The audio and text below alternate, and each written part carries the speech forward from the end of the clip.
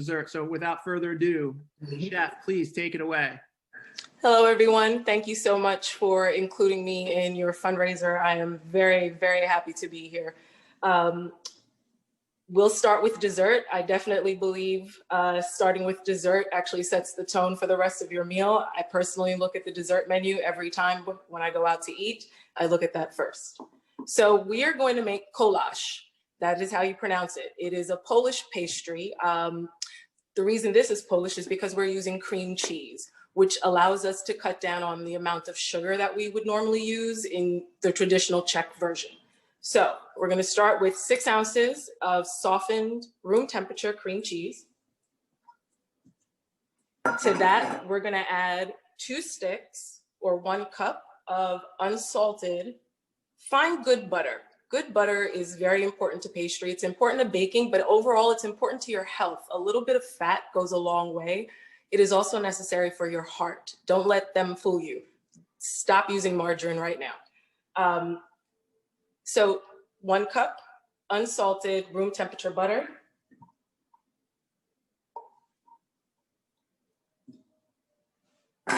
And 1 tablespoon of sugar. That is all the sugar we're going to do. This is actually really friendly for those looking to be on a low sugar diet, whether you are pre-diabetic, type 1, type 2. You can actually swap out the fruited jam for something else or use a sugar-free fruited jam. So we're going to cream the butter and sugar for roughly 2 minutes. But because we don't have 2 minutes, I'm just going to go really quickly.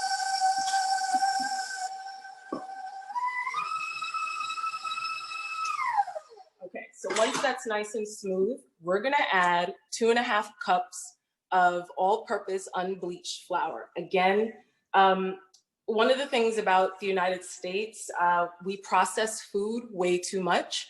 So if you can find unbleached flour, I know it can be a little more expensive than your traditional flour. I would really prefer that you do that because bleached flour actually has a mix of 10x sugar, which is confectioner's sugar. So they grind it together with cornstarch to give you that very fine texture. Don't do that. Try to do this one. So we're gonna add. Now, kids, if you're doing this at home with your parents or by yourself, please don't add it all at one time with the mixer on high, or you're gonna have a mess and mom, dad, abuela, grandma, they're all gonna be upset. So you can do what I say, maybe 2 to 3 tablespoons, heaping tablespoons at a time, let that incorporate, then keep going.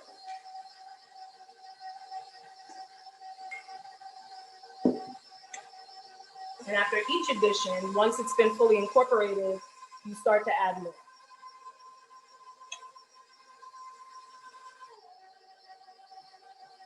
So here we're just adding the rest.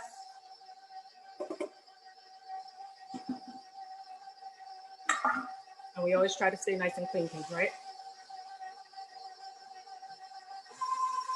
So we're just gonna turn this up a bit.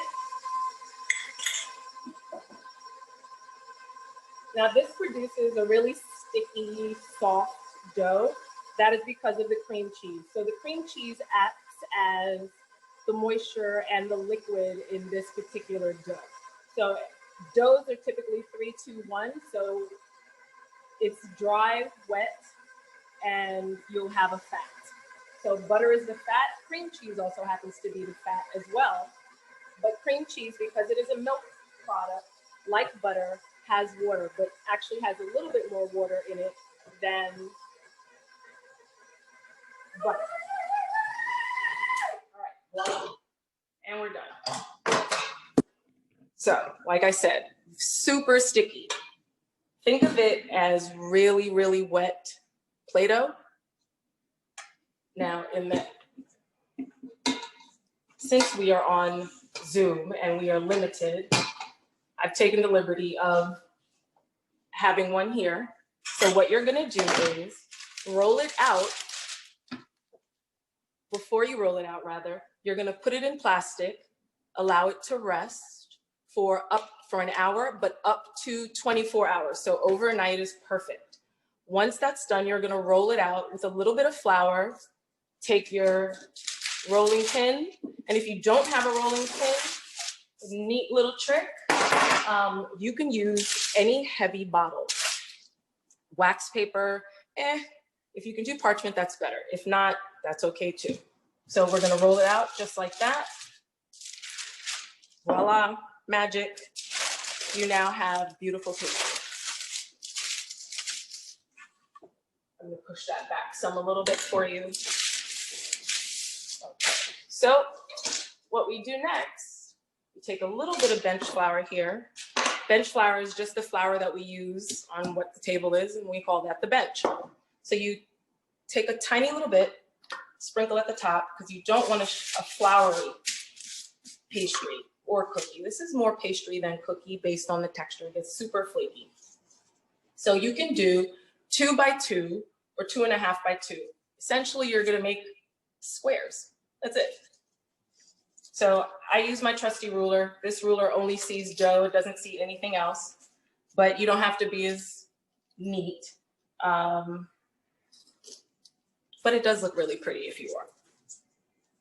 But if you don't have the handy dandy, good old fashioned knife, take a little bit of your knife, put a little bit of bench flour down, run it through the flour so you don't end up dragging your dough. Then you take it and slice.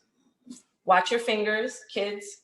Whenever you hold a knife, thumb down, across, or connecting to your index finger. Some people do this. Don't do that. It'll make you rock. Okay, one more time.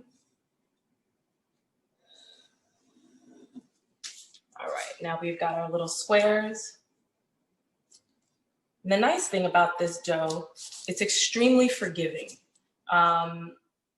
So even if you are a first-time baker, you really can't make any mistakes. There's no egg, there's no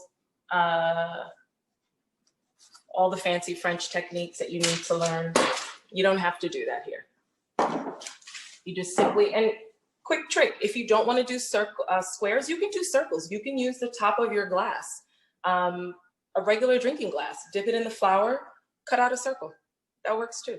Just change the shape. It's really completely up to you. So with each one, that's our handy little square. So earlier, because I like to fill them all the way to the brim, I'm going to show you what happens. And this is a good learning experience for all of you. Take your favorite jam.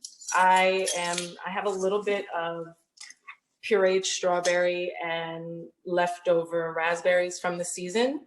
So I just pureed and made my own jam and store it. I use it sometimes for pastries, cakes, filling donuts, or what have you. So 1/2 teaspoon, right? That's the best thing, 1/2 teaspoon. Take a little 1/2 teaspoon. Let me move this out the way so you can see it clearly.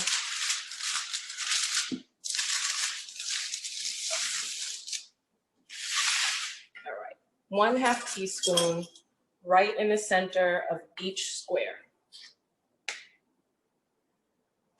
Trust me, 1 full teaspoon, I'm gonna show you exactly what that looks like, so you'll see why. And it's okay if it's a little overflowing, that's fine. You can't actually go wrong. And listen, if you don't like jam, nuts with a mix of sugar or brown sugar or agave and cinnamon, beautiful. It's delicious. If you have a nut allergy, you can just use cinnamon, agave, and a little nutmeg and sprinkle it on the inside and still fold. So now that we have our jam, we don't want that. What we do is we take the sides of each and we bring them in. Have a tiny little bit of water here.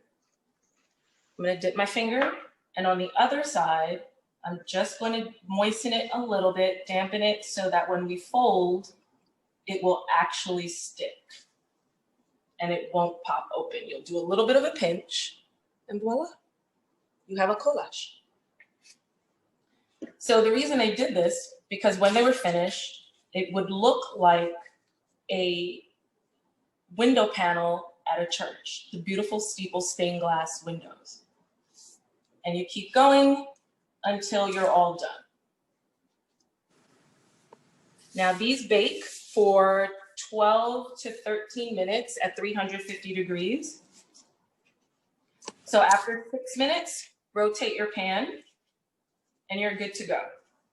Now, like I said, if you don't have parchment, I would stay away from wax paper. I would just simply take a little bit of room temperature butter, the same unsalted butter that you have, and lightly grease your pan. Or you can even use a pan spray, one of the Pams or whatever your favorite or non-sticking cooking spray is. So once these are done, in the oven, 6 minutes, rotate, 6 minutes. And this is exactly what they look like when they're done. We have a beautiful, so this is what I meant. So when you overflow, I was being greedy, they open up a little bit, but they're still edible. I actually like them that way. Then, when we're done, you can pile them right here. I'll show you. Like a beautiful little star. It's a great way to serve them too. They look really festive for Christmas. You'll get points. Someone's gonna be impressed by them. That's it. Right? So you take them, I'm gonna move them into the frame a little bit. You can shingle them lightly. Sometimes we make really pretty designs out of them. That's enough, there we go. And then on top, just simply a light dusting of sugar. And that is it. And that is your goulash. That's it.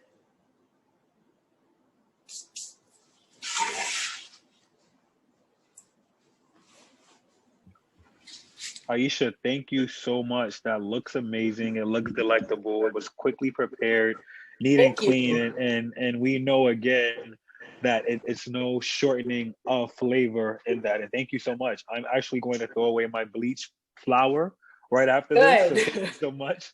I had no idea that it was hidden with the confection of sugar. So thank you so much. You're welcome. Again, and if everyone can give us a virtual round of applause and support of the work that we just seen Miss Williams doing, we want to thank you for kicking off our virtual event this evening with the great work you just did. And I don't know if I can get it as neat as you have, but I definitely would try to play around in the kitchen with this recipe. So thank you. Absolutely, my pleasure. Thank you. Any last parting words you want to share with the guests tonight before we transition? I am really happy to be here. I think with FAN4Kids, I really believe in their mission and what they're doing. I do not believe eating well should be a privilege in this country. It is a right. Every human being has a right to access healthy food, yes, and to access wellness for themselves and their children and their future generations, because that is also part of legacy building. So I think most importantly, it is the access for Black and Brown communities. That is where we struggle. So thank you so much, Iesha. Again, like I said, I'm totally honored. I want to thank you for being here and spending time with us today. You're definitely now a FAN4Kids family, and this is not the first. I mean, it won't be the last time we kind of collab, and want to keep you around. So thank you so much. And that was actually a perfect segue. And before I jump into my spiel tonight, allow me to introduce myself. Good evening, everyone. I'm James Stratford. I'm a board member here with FAN4Kids, and that was just Iesha Williams who kicked us off with our first virtual cooking demonstration. And as she stated, eating healthy and access to healthy food should not be a privilege, which in essence is highlighting why the work we're doing here at FAN4Kids is very important, especially right now. there are many options to get involved in the kitchen, to stay involved with the family and do fun things like we just seen Chef Iesha Williams do. And we want to thank her again for her time and attention.